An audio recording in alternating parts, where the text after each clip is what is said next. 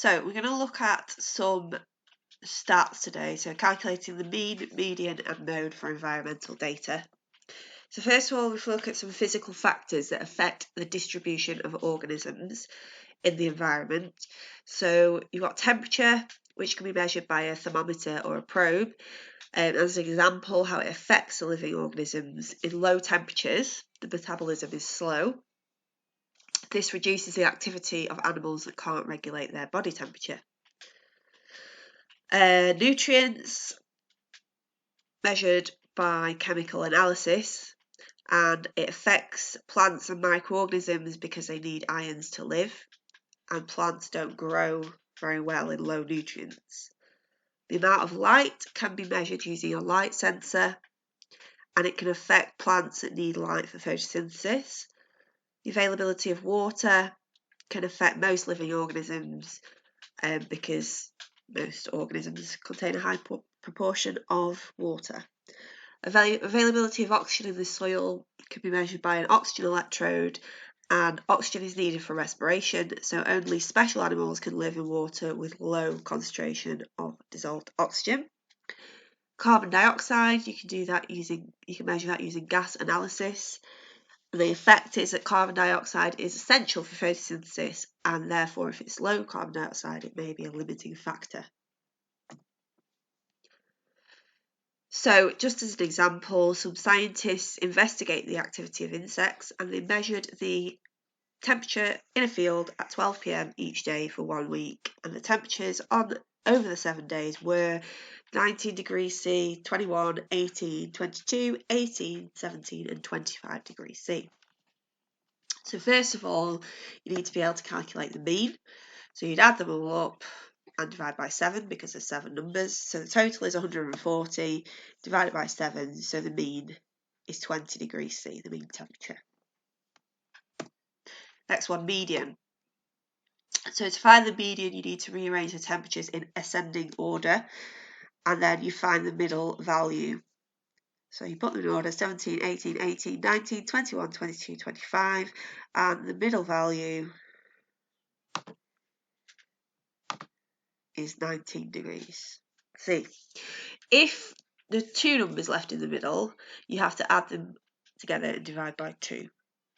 So for instance, if 18 and 19 were in the middle of the data set, like there was a 16 here or something, you would have to add the 18 and 19 together and then divide them by 2. Right, the mode, which is the most common value. So you have to group the data and find out how many there are in each group. So there was 117, 2 18s, 119, 121, 122, and 125. So therefore the most common value, or the mode, is 18 degrees C. Because there was 2 days when the temperature was 18 degrees C, and there was only 1 day where the temperature was any of the others. So depending on what your data spread is like, depends on what type of analysis you'd use. So if your data is quite close together, all kind of around the same value, the mean gives you more useful information. However, if you have outliers and the values are quite variable, then it might be that the median is a more useful indication. Okay, so just to recap on the different types of sampling of organisms in the environment. So for instance, if you wanted to count the number of woodlice in an area, it's not really that easy, and it would take you ages to find out how many woodlice there are in a wood.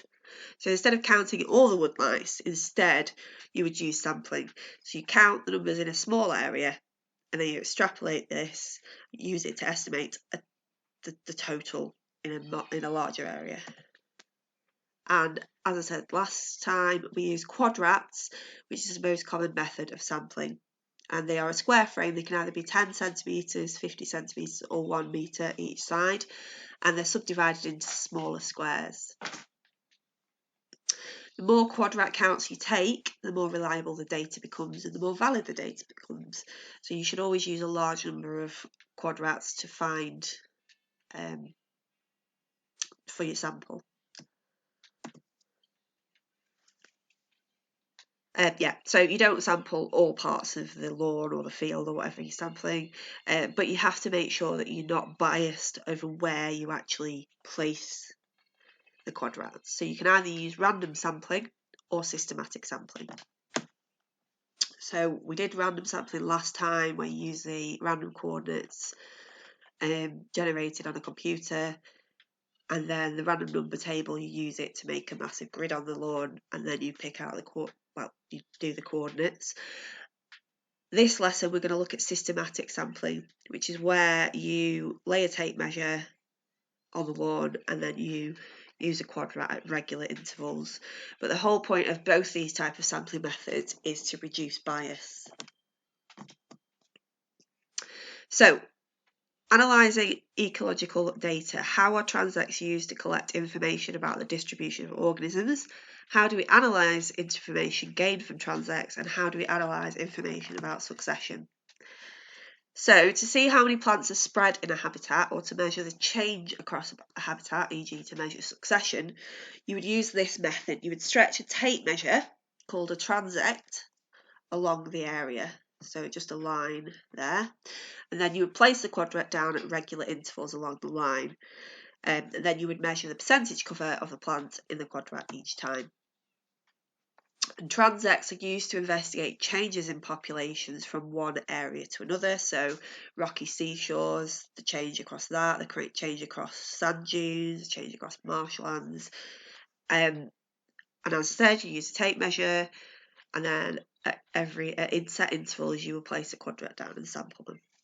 So succession itself is where each plant species is adapted to certain conditions, but the environmental factors change as different species colonise. So you start off with pioneer species, which are ones that can survive in more extreme conditions, I suppose. So if we do the example of a wetland system, the stems and roots of the plants are long, they'll trap sediment which will gradually build up, and then eventually you can form soil.